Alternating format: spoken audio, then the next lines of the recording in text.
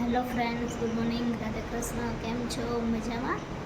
કાલે રાતે લાઇટ વહી ગઈ હતી, એના લીધે આજે ઉઠવામાં થોડું મોડું થઈ ગયું. અને આજે તો ટિફિન પણ નહોતું બનાવવાનું, કારણ કે ગરમી બહુ પડે ને.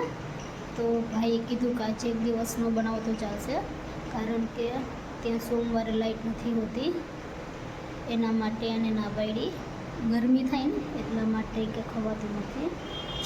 સોની છે અત્યારે સૂતી છે.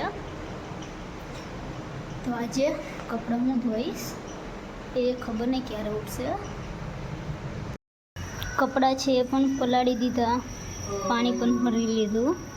તો હું કપડાં ધોઈ નાખું. કપડાં છે એ તો હું જ્યારે બોડકા હતી ત્યારે પણ ધોતી.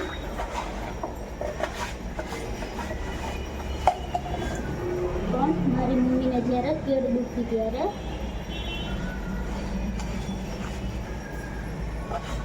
પપ્પા છે એ બીજા કામ હેલ્પ કરાવતા. મારા જે નાના મામી છે એ મારા ઘરે આવતા મને મદદ કરાવવા માટે.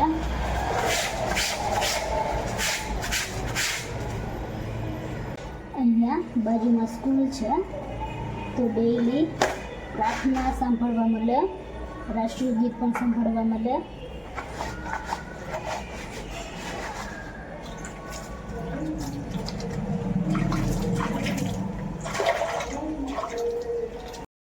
હજુ કપડાં ધોઈને ઊભી થઈ ત્યાં કચરાવાળા આવ્યા.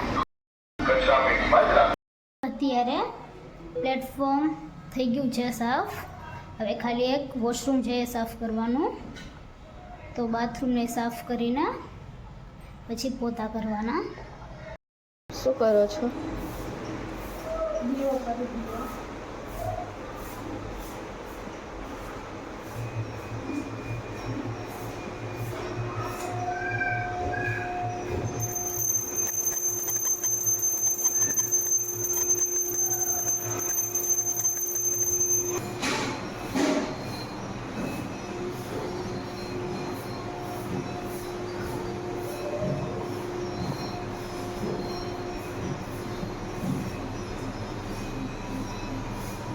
શું માંગ્યું? બધાનું સારું થાય. અત્યારે ભગવાનને દીવા થઈ ગયા અને અમે લોકો કામ કરીને ફ્રી થઈ ગયા. સોની છે અત્યારે લીલી સિંગ ખાઈ છે અને ફોન પણ જોતી જાય. એક થવા આવ્યો અને અમારે લોકોને જમવાનું બની ગયું. અને આજે અમે લોકોએ જમવામાં બિરયાની બનાવી છે. આ અમારી બિરયાની છે. અમે લોકો અત્યારે જમીને ફ્રી થઈ ગયા. અને કાલે રાતે લાઇટ વહી ગઈ હતી, તો હું પણ પૂરી નથી થઈ. તો અત્યારે થોડી વાર આરામ કરી લેશું. અને સોની છે એને તો ખબર પણ નથી કે લાઇટ ક્યારે ગઈ ને ક્યારે આવીએ.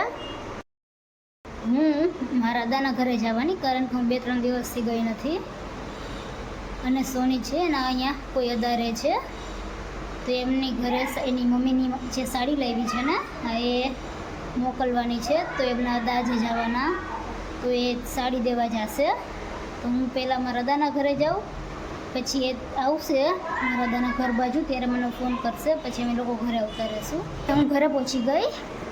સોની હજી આવી નથી, એ થોડી મોડી નીકળી હતી એના દાદાના ઘરે જવા માટે. તો આજે મારો ભાઈ સવારે ટિફિન નહોતો લઈ ગયો, તો એના માટે એને ભૂખ લાગી હશે ને, એટલે અત્યારે જ રસોઈ બનાવવાનું ચાલુ કરી દઉં, કારણ કે આવે ત્યાં લગીમાં બધું થઈ જાય. આજે તો અમે લોકો રસોઈમાં ખીચડી બનાવવાના, ખીચડી શાક ને રોટલી. સોની છે એમાં આજે ખાવાનું નથી, કે આજે રહી છે એટલે એને ખાવાનું નથી. તો ખીચડી મારે ને મારા ભાઈ જેટલી મૂકવાની. તો 2 મુઠ્ઠી ખીચડી મૂકીશ. ખીચડી ચડશે એ હું શાક સુધારી લઈશ.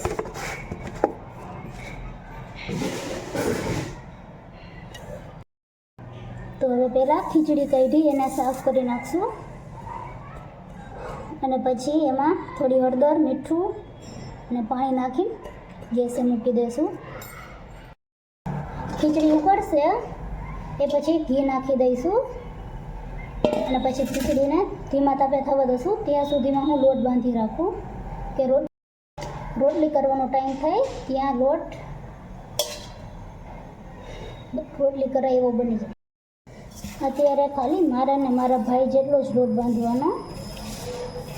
સોનીને તો ઉપવાસ છે એટલે ખબર નહીં શું ખાશે. અત્યારે મારા બંને જેટલો જ લોટ બાંધવાનો.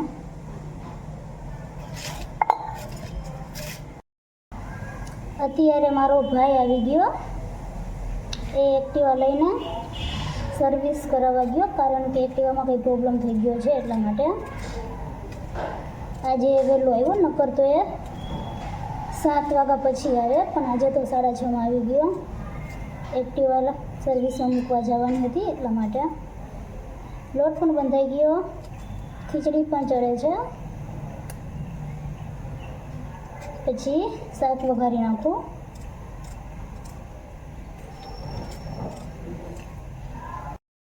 શાકમાં શું બનાવવાનું એ તો ખબર પડી ગઈ છે. શાકમાં તો ટમેટાનું શાક બનાવવાનું છે. તો હવે એ વઘારી નાખું.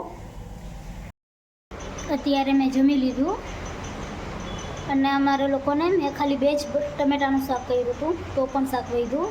તો અમે લોકો જ્યાં કપડાં પારસી કરવા દઈએ છીએ એમને હું પૂછતી આવું કે એ લોકો ખાતા હોય તો ખોટું નાખી દેવા કરતાં એમને દેવું સારું. તો હું પૂછવા જાઉં છું કે એ લોકો ખાય છે કે નહીં ખાતા. હું એમને પૂછવા ગઈ હતી તો એમને એવું કીધું કે એ લોકો ખાશે. તો હવે હું એમને આપતી આવું. આટલું શાક છે અને બિરયાની, તો હવે હું એ લોકોને દેતી આવું. એ લોકો છે એ બાજુમાં જ છે, એટલે કે અમારી જે ગેટ છે એમની બહાર એ લોકોને લોન્ડ્રી છે, તો એ ત્યાં પારસીને એવું કરે. તો હવે હું એ લોકોને આપતી આવું. અમે લોકો અત્યારે જમીને અને બધું કામ કરીને ફ્રી થઈ ગયા.